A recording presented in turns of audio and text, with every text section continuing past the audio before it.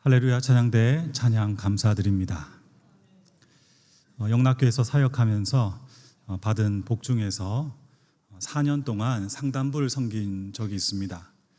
상담 사역과 가정 사역을 4년 동안 담당하면서 시니어 사역, 다시 이야기해서 은퇴하시거나 그리고 손주가 계신 우리 권사님들, 성도님들 중심으로 시부모, 장인, 장모 학교를 기획하고 진행을 했습니다.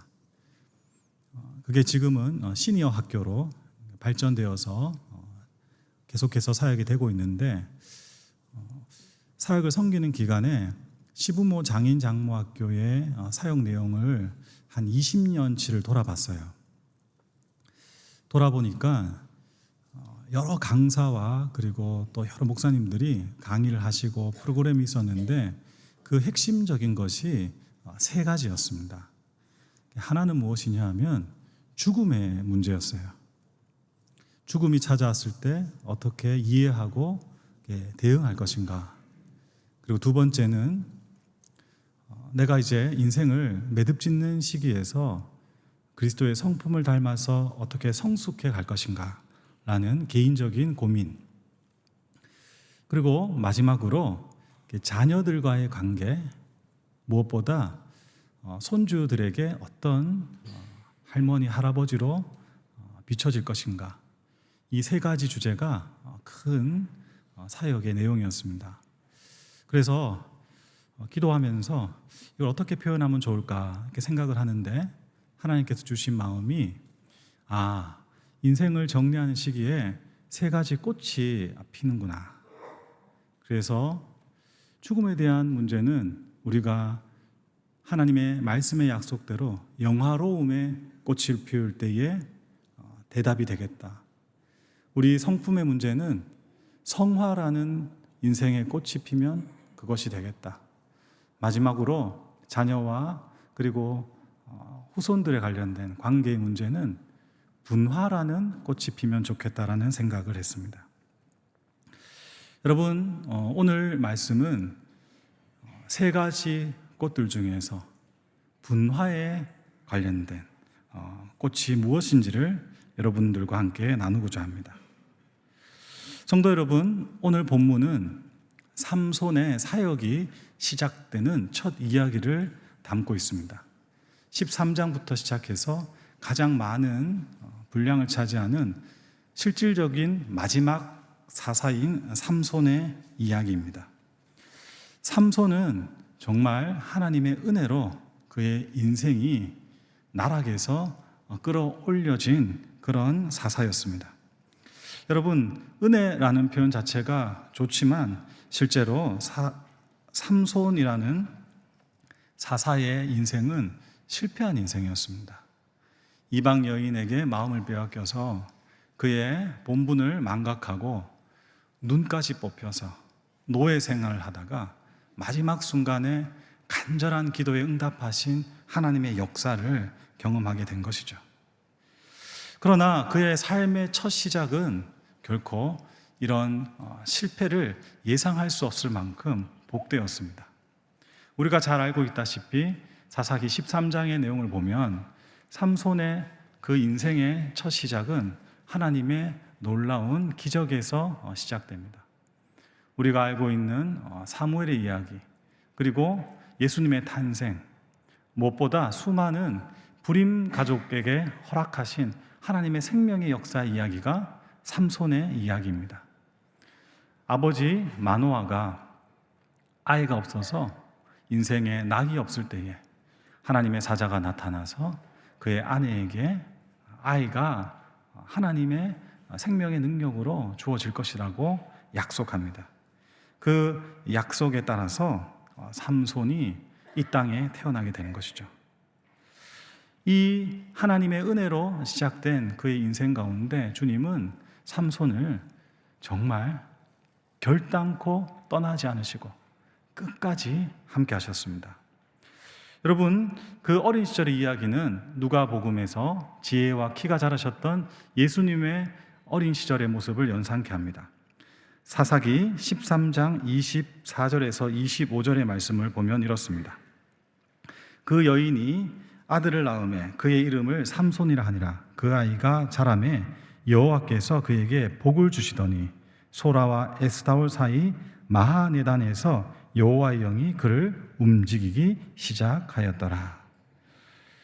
여기서 하나님께서 삼손에게 복을 주셨다라는 것을 그냥 그 복 자체로만 생각하지 말고 하나님의 영이 그를 움직였다라는 것으로 연결해서 생각을 해야 됩니다. 우리가 잘 아다시피 성경에서 이야기하는 복은 두 가지가 있습니다. 하나는 하나님 허락해 주시는 전적인 복입니다. 아브라함이 갈대아 우르를 떠나서 약속의 땅으로 갈 때 내가 너를 복이 되게 하겠다라고 했던 그 복이 오늘 본문의 복입니다. 그러나 시편 1편 그리고 마태복음 5장에서 나오는 복은 하나님이 주시는 복, 은혜의 은총의 인생의 열매들을 담아낼 수 있는 그릇이 되느냐 안 되느냐 하는 복입니다. 그렇게 본다면 삼손이 어린 시절부터 복을 받았다는 것은 다름이 아니라 그의 삶의 자리에서 하나님이 원하시는 삶을 살아가는데 부족함이 없게 하셨다는 것입니다. 그 근거가 무엇이냐면 읽었던 13장 25절에 여호와의 영이 다른 곳이 아니라 마하네단에서 역사하기 시작했습니다. 마하네단이 어딘가? 그곳은 이스라엘과 블레셋의 경계가 되는 지역인데 이는 이 당시 삼손이 살았던 이스라엘의 처지를 보여주는 지명이라 할 수 있습니다. 이 당시에 이스라엘은 블레셋의 억압을 받고 있었습니다. 삼손은 왜 하나님의 은혜로 이 땅에 오게 되었느냐? 다시 이야기하면 그의 사명이 무엇이었느냐? 바로 이스라엘을 블레셋으로부터 구원하는 하나님의 도구가 되기 위함이었습니다. 그런데 마침 마하네단, 그가 거주했던 아니면 일했던 정확히는 알 수 없지만 블레셋과 관여된 곳에서 그가 하나님의 사람임을 나타내는 여호와의 영이 역사하기 시작했던 것이죠. 여러분, 그래서 오늘 우리 그 본문 말씀을 보기 전에 우리가 기억하고 넘어가야 될 것이 있습니다. 그것은 무엇이냐? 하나님이 주시는 참된 복, 우리의 인생의 모습과 그리고 지금 우리의 상황과 관계없이 허락되어지는 복은 다른 어떤 우리의 기호나 가치가 아니라 하나님이 허락해 주시는 사명에 있음을 기억하셔야 됩니다. 그것이 가장 큰 복이라는 것이죠. 이런 나실인 삼손에게 놀라운 일이 일어나는데 그것의 주체가 삼손에 의해서 일어납니다. 오늘 읽었던 본문에서 삼손은 자신이 이방 여자 딥나에 살고 있는 블레셋 여인을 사모해서 그녀와 결혼하겠다라고 어머니에게 이야기를 하죠. 여러분, 여기서 굳이 다른 성경을 인용 안 하더라도 이방 여자와 결혼하는 것은 이스라엘 일반인들도 하나님 앞에 범죄하는 것입니다. 그러나 삼손은 그 뜻을 강행했습니다. 이 부분에 관련돼서 오늘 읽었던 본문 4절 말씀 보시면 하나님의 뜻이 그 선택에 있었다라고 언급을 합니다. 같이 4절 말씀 읽겠습니다. 그때에 블레셋 사람이 이스라엘을 다스린 까닭에 삼손이 틈을 타서 블레셋 사람을 치려 함이었으니 그의 부모는 일이 여호와께로부터 나온 것인 줄을 알지 못하였더라. 성도 여러분, 이 뜻이 그러니 이방 여인과 결혼하는 것이 하나님의 의도가 있었다라고 언급을 하고 있는 것이죠. 이게 난해 구절 중에 하나인데 여러 목사님을 통해서 들으셨겠지만은 주어에 따라서 해석이 달라진다고 합니다. 그러나 각설하고 핵심은 이것입니다. 어찌되었든 간에 삼손도 블레셋에게 이스라엘을 지켜내고 그리고 그 원한을 풀어주기 위해서 틈을 보고 있었고 하나님의 뜻도 이스라엘을 구원하는 데 있었다라는 것이죠. 여기서 우리가 생각할 것이 있습니다. 그것이 무엇이냐?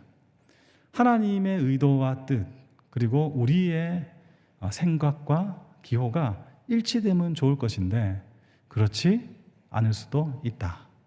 그리고 하나님의 뜻과 우리의 의도가 일치하는 것처럼 보일 수도 있지만은 그 과정과 내용이 전혀 다를 수도 있다는 사실을 생각할 필요가 있다는 것입니다. 다시 말하면 하나님의 뜻이 이루어지는 결과도 중요하지만 하나님의 뜻을 이루어가는 과정과 방법도 중요하다라는 것이죠. 여러분, 이런 면에서 오늘 주인공을 삼손으로 두지 않고 저는 이 분하라는 관점에서 삼손의 부모를 통해서 이 신앙의 과정과 방법에 대한 것을 여러분들과 더 구체적으로 나누려고 합니다. 특별한 출생 가운데 이 삼손의 부모였던 마노아 그리고 그의 아내는 처음부터 이 삼손을 잘 키우기 위해서 많이 고심한 흔적이 성경에 있습니다. 13장 12절 14절의 말씀을 우리가 다시 한번 눈으로 보시겠습니다. 제가 읽겠습니다.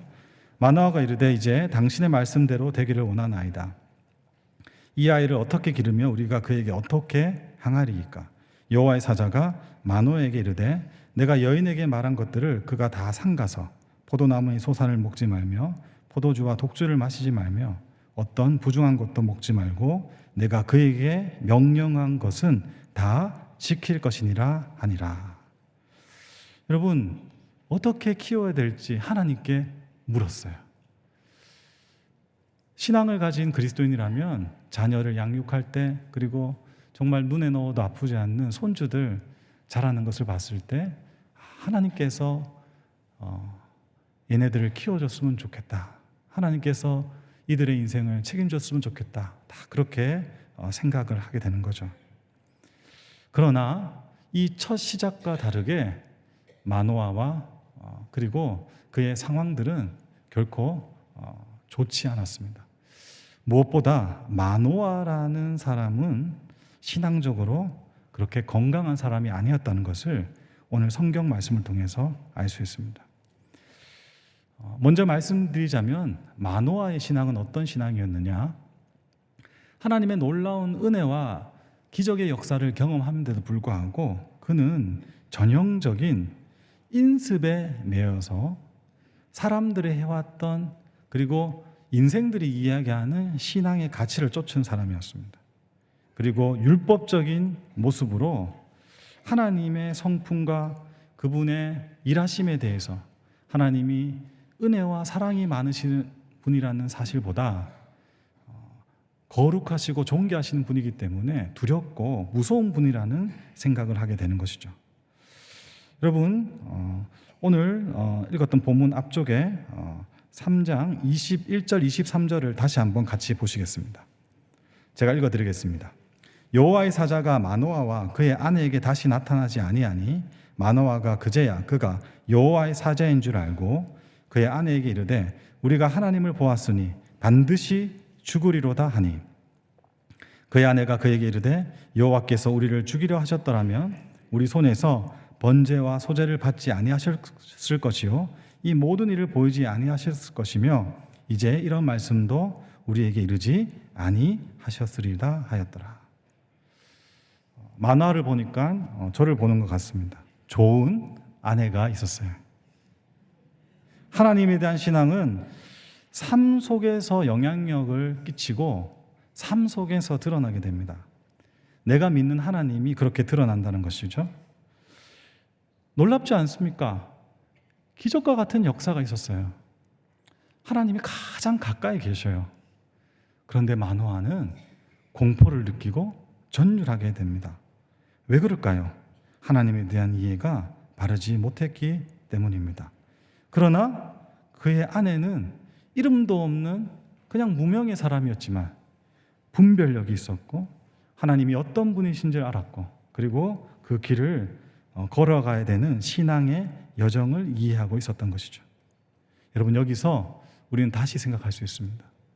신앙은 그 의도와 결과도 중요하지만 과정과 방법이 중요하다는 사실입니다. 여러분, 이제 본격적으로 오늘 말씀을 통해서 여러분과 다루고자 하는 내용을 말씀드리고자 합니다. 여러분, 분화의 꽃이 무엇이냐? 분화의 꽃이라는 것은 자녀를 양육하고 그리고 내가 부모를 떠나서 한 존재로 서갈 때의 모습을 이야기합니다. 부모와 자녀의 관계에 있어서 부모의 역할을 어떻게 해야 하는 것을 말하고 있습니다. 여러분, 놀랍게도 이 부분은 이미 하나님께서 창조의 때에 아담과 하와를 창조하시면서 분명하게 말씀해 주셨습니다. 가정이 어떻게 이루어지는가, 그리고 건강한 하나님이 주인 되시는 가정의 첫 시작이 무엇인가를 창세기 2장 24절은 이렇게 이야기합니다. 한번 같이 읽겠습니다. 이러므로 남자가 부모를 떠나 그의 아내와 합하여 둘이 한 몸을 이룰지로다. 아멘. 부모를 떠나서 아내와 합하여 한 몸을 이룬다라고 성경은 선포하고 있습니다. 부모를 떠나서 가정을 이룰 때 자녀들은 자신의 삶에서 하나님과 함께 하나님이 주인 되는, 하나님이 이제 정말 자신의 양육자가 되는, 참 부모가 되는 그런 삶을 시작해야 된다는 것입니다.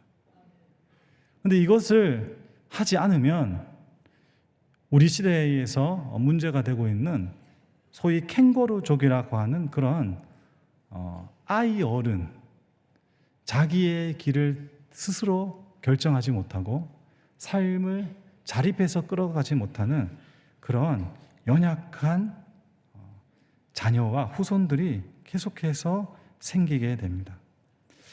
여러분, 삼손의 몰락을 여색에 빠져서 그리고 그의 교만함에 의해서 생긴 것이다라고 이야기하지만 오늘 관점에서 본다면 삼손은 건강하지 못한 아버지 마노아 밑에서 명분과 가치는 있었으나 스스로 성장해서 자라나며 나의 주 나의 하나님으로 고백하는 건강한 신앙인으로 자라지 못했음을 우리는 생각해 볼 수 있습니다. 여러분, 부모를 의지하고 부모를 의존하는 것은 어느 정도 시기에는 반드시 필요한 것입니다. 마노아가 어떻게 삼손을 키웠겠습니까? 나시인으로 기르기 위해서는 일반 아이들과는 분명히 구별되어야 되죠. 독주도 마시지 말아야 되고 거룩하지 못한 것과 구별돼야 되고 무엇보다 외모에 있어가지고 머리를 자르는 머리카락에 삭도를 대면 안 되는 규칙을 지켜야 했습니다. 그럼 얼마나 보호하고 예지중지했을까요? 여러분, 그것이 건강한 하나님의 관계의 반영이 아니라 규칙적이고 율법적이고 명분에 관련된 것입니다. 이런 신앙의 태도를 한번 생각해 봐야 됩니다. 신앙이 전혀 없어요. 그리고 교회는 억지로 끌려 나오는데 기회만 보면 주일날 놀러 다니는 자녀 말고 남편이 있다고 합시다. 그 남편에게 어떤 일들 가지고 막 다툼을 하다가 마침 그날은 밖에서 약주를 하고 와가지고 술이 취했어요. 그 남편을 보고 십자가를 대고 사탄아 물러가라. 여러분, 그 말과 태도가 거짓입니까? 진실입니까? 진실이죠. 마귀가 역사하죠. 저하고 아내하고 긴장되면 우리 큰애가 마귀가 역사하네, 마귀가 역사하네. 여러분, 그런데 준비되지 않은 그리고 신앙에 이해가 없는 이들에게 사탄아 물러가라 하는 것은 폭력입니다. 여러분, 삼손은 한 아이로 그 또래들과 건강하게 자라야 되는데 그것을 잘 이해해 줄 필요가 있었는데 마노아가 어떻게 했는지는 성경에 나와 있지 않지만 과보호했다는 것을 추론할 수 있습니다. 왜냐하면 삼손이 여색 때문에 무너진 것이 아니라 삼손과 함께 살아가는 두 명의 아내와의 관계 속에 삼손은 다 커서 한 가정의 가장 주도권을 가지고 하나님과의 비밀을 지켜가는 성숙한 사람이 아니라 아내의 말에 이것이 분명 유혹이며 그리고 이 결과로 자기의 인생이 파멸될 것을 알매도 불구하고 그냥 그 아내에게 끌려가고 있는 어른 아이의 모습을 보여주기 때문입니다. 이 말이 무엇이냐? 부모를 의존하다가 부모가 사라져버리니까 이제 다른 대상을 의존하기 시작하는 것입니다. 하나님을 의존해야 되고 하나님을 의존하는 가운데 하나님을 의지하고 바라보면서 나 자신을 세워가야 되는데 그런 작업은 인생 가운데 전혀 하지 않고 그냥 값없이 부어지는 성령의 감흥과 능력 그리고 사사로 주어진 직책의 능력을 가지고 자기 마음대로 살았던 것이 삼손의 삶이라고 할 수 있는 것이죠. 여러분, 이를 위해서 우리가 해야 될 것이 있습니다. 그것은 다름이 아니라 자녀를 하나님께 맡기는 것입니다. 여러분, 이것을 좀 더 구체적으로 이해해야지 실감이 납니다. 자녀와 분리되어야 되는 것입니다. 자녀를 진심으로 가슴 아프고 너무 어렵고 내 몸을 잘라내는 것 같은 고통이 있더라도 자녀를 떠나 보내야 되는 것입니다. 여러분, 이에 관련해서 정신과 의사이자 이 가정 상담의 기초를 쌓은 보헨이라는 심리학자가 있습니다. 이분이 사용하는 용어가 분화입니다. 분화라는 것은 다름이 아닙니다. 감정적으로 독립하는 자녀와 후손을 키우는 것입니다. 여러분, 이것이 무슨 이야기냐? 뒷부분에 가서 구체적으로 말씀드리겠습니다. 두 번째, 내 기대와 내 소망에 충족하는 자녀가 아니라 스스로가 기대하고 소망하는 자기의 미래를 세워가는 것이 분화입니다. 마지막으로 잘라낸다고 하니까 아예 안 보는 걸로 생각하는데 그것이 아니라 건강한 성인, 성숙한 한 신앙인과 사람으로서의 관계를 가지는 것이 분화입니다. 여러분, 이것을 놀랍게도 하나님은 여호와의 사자를 통해서 마노아에게 알려주었습니다. 나실인으로 키워라고 이야기하면서 3장 16절에 재미있는 사건 하나가 일어나는데 같이 눈으로 보겠습니다. 여호와의 사자가 마노아에게 이르되 내가 비록 나를 머물게 하나 내가 내 음식을 먹지 아니하리라. 번제를 준비하려거든 마땅히 여호와께 드릴지니라 하니 이는 그가 여호와의 사자인 줄을 마노아가 알지 못함이었더라. 마노아가 율법주의뿐만 아니라 아내보다 여호와의 사자를 알아보지 못할 정도로 이 영적인 감각이 없는 사람이었어요. 그래서 자신한테 좋은 것을 주는 이 여호와의 사자가 오니까 이 사자를 인간적인 호의로 자신의 집에 모시려고 합니다. 그런데 이 여호와의 사자가 어떻게 하느냐? 인간적으로 봤을 때는 들어가야 되는 거죠. 마노아의 체면을 살려주려면 함께 해야 되는 것이죠. 그러나 단호합니다. 어떻게 합니까? 하나님께 돌려드릴 것은 하나님께 드려라. 나하고 상관없는 일이다. 나는 내가 할 역할과 일을 하고 나의 길을 가야 된다라고 이야기합니다. 여러분, 이와 비슷한 이야기가 이 사사 시대 이후에 열왕기 상에서 나타나는데 여러분 잘 아다시피 남유다와 북이스라엘이 분리된 이후에 이스라엘 첫 왕이었던 여로보암이 베델에 제사를 지내는 제단을 쌓습니다.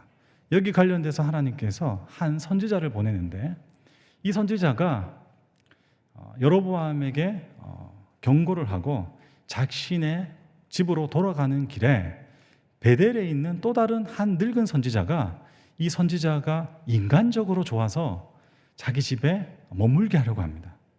그런데 그 방법이 여호와의 사자처럼 정직한 것이 아니라 거짓말을 하죠.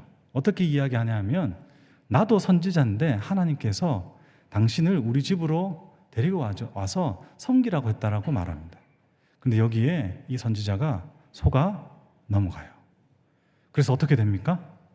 충분히 쉬다가 집으로 돌아가는 길에 오늘 본문의 이야기처럼 길가에 뜬구름 없이 사자 한 마리가 나타나서 이 선지자를 물어서 죽여버립니다. 그런데 이것이 하나님으로부터 왔다는 것을 알 수 있는 게 이 사자가 그 선지자를 물어서 죽였지만 잡아먹지는 않아요. 여러분, 여기에 관련돼서 열왕기 상 13장 18절은 이렇게 이야기합니다. 그가 그 사람에게 이르되 나도 그대와 같은 선지자라. 천사가 여호와의 말씀으로 내게 이르기를 그를 내 집으로 데리고 돌아가서 그에게 떡을 먹이고 물을 마시게 하라 하였느니라 하니 이는 그 사람을 속임이라. 여러분, 자녀와 함께하는 것이 좋죠.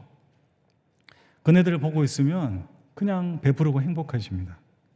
그러나 하나님이 우리에게 예착을 내려놓고 떠나보내라고 하는 것은 나도 그리고 내 핏줄인 내 몸에서 난 내 자식도 똑같은 죄인으로서 하나님의 영광과 주님의 뜻을 이루는 일들에 있어서 서로 속고 속이는 비극을 만들어낼 수 있기 때문입니다. 그래서 삶의 방향이 비극으로 끝나지 않도록 그 결론이 정말 비참한 종말로 마무리되지 않도록 하기 위해서 모든 인생은 하나님 앞에 홀로 서서 그의 삶을 살아가야 되는 것, 이것이 분화의 본질이 되는 것입니다. 마노아는 나시린을 키워내긴 했죠. 우리로 이야기하면 좋은 학교를 나오고 좋은 교회에서 사역하는, 그리고 좋은 자리에서 역할을 감당하는 목사를 만들어냈는데 그 속이 썩어버린, 어떨 때는 괴물과 같은 심성을 가진 그런 목사를 만든 거예요. 왜? 그 삼손을 하나님께 온전히 맡기지 못했습니다. 문제는 삼손뿐만 아니에요. 오늘 읽었던 본문을 하나 둘 보시면 마노아가 처음에는 이방 여인과 결혼하겠다는 삼손을 아주 강한 어조로 말립니다. 그러나 그의 동선을 보면 결국 삼손에게 끌려가요. 왜 그렇게 됩니까? 여러분들이 젊을 때에 우리에게 힘이 있을 때는 자녀를 내 마음대로 할 수 있어요. 그런데 우리가 나이가 들고 힘이 없고 이제 아이들이 커버리면 내 마음대로 그들의 삶을 좌지우지할 수 없다는 거예요. 오히려 우리가 의존하게 되고 끌려가게 된다는 것이죠. 여러분, 삼손을 따라서 부모가 자신의 자리가 아니라 이방 땅 딥나로 넘어가게 됩니다. 그리고 거기서 더 이상 견책을 하지 않아요. 삼손이 머리가 좋아요. 하나님의 경고가 사자를 통해서 나타났는데 그의 능력은 이 사자를 압도할 정도입니다. 여러분, 어떨 때는 과자 봉지도 뜯기 힘든데 사자를 쥐어 뜯었어요. 얼마나 강력한 힘을 가졌으면 그럴까요? 여러분, 좋은 대학, 명문대, 미국에 있는 아이비리그를 나왔어요. 말하면 다 알아듣는 회사에 취직하고 전문 직종자로 살아가요. 세상에서 엄청나게 인정받고 있어요. 그래서 그 자녀가 뭘 가져옵니까? 사자 시체 안에서 우연찮게 담겨진 그 벌들의 꿀을 가져와서 부모님께 봉양해요. 여러분, 이것도 문제가 되는 거예요. 이방 여자와 결혼하는 것과 동시에 부정한 것을 손에 대면 안 되는 이 사사가 그 일들을 하게 되는 것이죠. 여러분, 거기에 그냥 따라가게 되는 것이죠. 여러분, 마지막으로 오늘 본문 10절에 보면 삼손의 아버지가 여자에게로 내려가매 삼손이 거기서 잔치를 베풀었으니 청년들은 이렇게 행하는 풍습이 있었습니다. 마노아가 아예 이방 땅에서 가장 잘 나가는 가장 최신의 그 풍습에 따라 가지고 그냥 그 결혼식에서 자리매김을 하고 있는 것입니다. 여러분, 시편 1편에 복이 있는 사람과 대조되는, 반드시 망하게 되는 그 악인의 삶의 모습을 마노아가 보여주고 있잖아요. 처음에는 악인의 꾀를 따르는 것처럼 보이다가 악인의 길에 가다가 결국에는 오만한 자리에 주저앉는 것처럼 그렇게 되어버렸다는 것입니다. 여러분, 그래서 하나님께서는 우리에게 자녀들과 이제 떨어져서 너의 길을 가라고 이야기하시고, 자녀들에게도 부모와 떨어져서 너의 길을 가라고 분화의 꽃을 피우라고 말씀하시는 것입니다. 여러분, 간략하게 세 가지 방향에 대해서 말씀드리고 설교를 마치겠습니다. 여러 사역을 통해서 책을 읽어보고 그리고 말씀을 묵상하는 가운데 여러분, 보헤의 세 가지 관점에서의 분화를 여러분들에게 적용하자면 이렇게 이야기할 수 있습니다. 감정의 분립이 되어야 됩니다. 눈치는 있어야 되지만 눈칫밥으로 사는 자녀를 만들어내고, 책임감은 있어야 되지만 죄책감을 가지는 자녀를 만들어내면 안 되는 것이 무엇이냐? 분리되지 않으면 내 감정의 부정적인 내용들과 힘이 자식들에게 그대로 가게 됩니다. 그런 자식들은 눈치 보는 인생, 죄책감인 인생을 살아가게 되는 거죠. 여러분, 그것을 방지하기 위해서 필요한 것은 우리가 사랑하는 법을 다시 배워야 됩니다. 긴 이야기가 있겠지만은 단 한 가지만 기억하십시오. 고린도전서 13장에서 이야기하는 사랑의 공식을 꼭 기억하십시오. 인간적으로 하시면 안 됩니다. 진리와 함께 기뻐해야 된다는 것은, 이것이 하나님이 길을 아닐 때 블레셋으로 넘어가시면 안 됩니다. 아무리 좋은 것이 자녀를 통해서 오더라도 이것이 거룩한 꿀단지가 아니면 그것을 함께 누려서는 안 됩니다. 그런데 그것이 냉정하고 그리고 무자비한 태도가 아니라 하나님의 사랑의 공식을 지켜가는 것입니다. 여러분, 두 번째로 분화할 때 여러분이 기억할 것은, 자식은 이미 삼손과 같이 사자를 찢을 정도로 너무 커버렸습니다. 여러분들이 자식에게 좋은 부모가 되기 위해서 할 수 있는 일은 다른 것이 아니라 그 자식들이 마음껏 뛰놀 수 있는 넓은 운동장이 되어주는 것입니다. 우리는 이를 누가복음 15장에서 나타내는 탕자의 비유에서 봅니다. 두 아들이 모두 일탈을 하고 있습니다. 그러나 그 아버지는 그 아들들에게 어떤 태도를 취합니까? 큰 아들에게는 이렇게 이야기하죠. 누가복음 15장 31절 32절입니다. 너는 항상 나와 함께 있으니 내 것이 다 내 것이로되 이 동생은 죽었다가 살아났으며 내가 잃었다가 얻었기로 우리가 즐거워하고 기뻐하는 것이 마땅하다. 야, 다 네 거야. 다 네 거야. 그리고 동생 불쌍히 여겨야 돼. 어떤 아들의 태도와 말에도 흔들리지 않는 넓은 운동장이 되어주는 아버지를 통해서 우리는 우리를 받아주시는, 우리가 어떤 일을 해도 용서하시고 회복시키시고 하나님의 길을 가게 하시는 그분의 모습을 보게 되죠. 여러분, 이제는 여러분이 그런 존재가 되어야 된다는 것입니다. 여러분, 마지막으로 분할하는 것은 무엇이냐? 이런 과정을 통해서 여러분 스스로가 하나님 앞에서 계속 하나님의 사람으로 성장해 가야 된다는 것입니다. 어쨌거나 자식은 부모가 가는 길을 보게 됩니다. 돈을 추구하고 살아가고 인생의 권력과 힘을 추구하고 살아가고 자신의 기질과 한계를 뛰어넘지 못해서 거기에 주저앉아 있는 부모를 보고 있는 자녀들은 그 영향을 완전히 받는다고 할 수는 없지만은 적어도 우리가 가지고 있는 신앙을 믿지 않습니다. 여러분, 우리가 해야 될 게 무엇입니까? 얼마나 감사합니까? 아브라함이 75세 부르심을 받았다는 것. 그것은 우리의 여정의 끝은 주님 부르시는 그날까지 끝나지 않는다라는 것이죠. 내가 복을 줄 것이다. 너의 친척과 고향을 떠나라.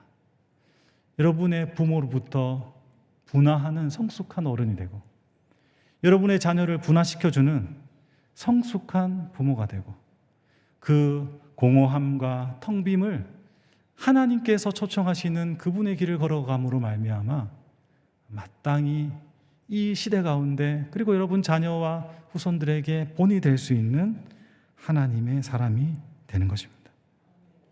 사랑하는 성도 여러분, 죽음을 준비하는 것, 그리고 성숙하고 거룩한 사람이 되어가는 영화와 성화의 꽃보다 분화라는 꽃이 더 어렵습니다. 이것은 우리의 현실이고 삶의 하나님 주신 자리에서 이루어지는 분명한 일이기 때문입니다. 저는 젊고 그리고 부목사로 많은 목회적 어른들을 봅니다. 근데 그분들의 모습 속에서 이 분화의 꽃을 못 피워서 무너지거나, 그리고 마지막 뒤안길이 안타까운 그런 분들을 보게 되죠. 처음에는 저도 낙심이 되고 어떨 때는 화도 나기도 했습니다. 그러나 이제는 안타까운 마음과 동시에 가련한 마음이 드는 것이죠. 마지막에 저 아름다운 꽃을 피울 수 있는데 왜 저 꽃을 피우지 못할까? 분화의 꽃을 피우지 못한다라면 과연 평생을 목회하는 길 가운데 죽음에 대한 준비를 하고 있는 것일까? 그리고 성화, 자신을 평생에 살면서 예수님의 성품으로 다듬어가는 성찰을 하고 살았던 것일까라는 의구심을 가지게 되는 것이죠.